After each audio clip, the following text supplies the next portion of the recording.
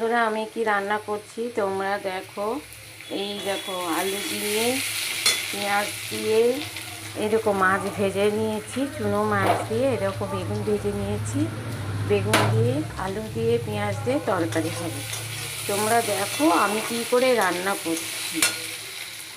দেখো, আলুটা তো প্রায় ভাজা হয়ে গেছে, আলু পেঁয়াজটা ভাজা হয়ে গেছে। এবার এনে দেবো হলুদটুকুনি আমি দিয়ে দিলাম। তোমরা দেখো, হলুদ তো আমি দিয়ে দিলাম। এবার দেব মশলা।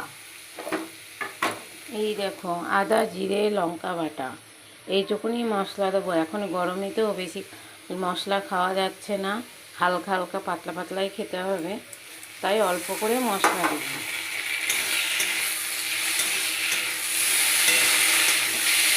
তোমরা দেখো আমি কী করে রান্না করছি।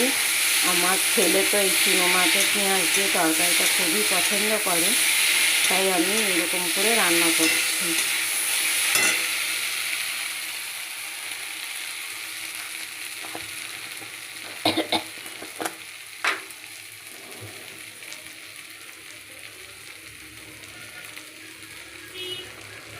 এই দেখো, একটু লঙ্কার গুঁড়োও দিয়ে দিলাম। কাঁচা লঙ্কার তরকারি তো কালারটা আসবে না বলে হালকা একটু কাঁচা শুকনো লঙ্কার গুঁড়ো দিয়ে দিলাম।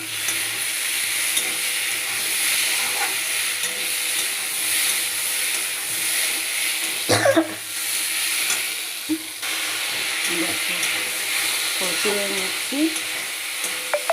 কেমন হবে কমেন্টে বলবে বন্ধুরা। এই জল দিয়ে দিলাম,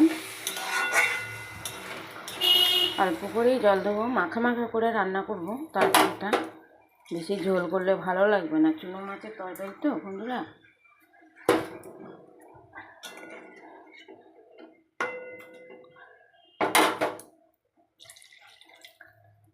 একটু ফুটো দিয়ে বেগুনটা ভেজেছি সেটা দিয়ে দেখো বন্ধুরা, ঝোলটা ফুটে গেছে। আমি এবার বেগুনটা দিয়ে দিচ্ছি। ভাজাই আছে বেগুনটা, এই দেখো দিয়ে দিলাম।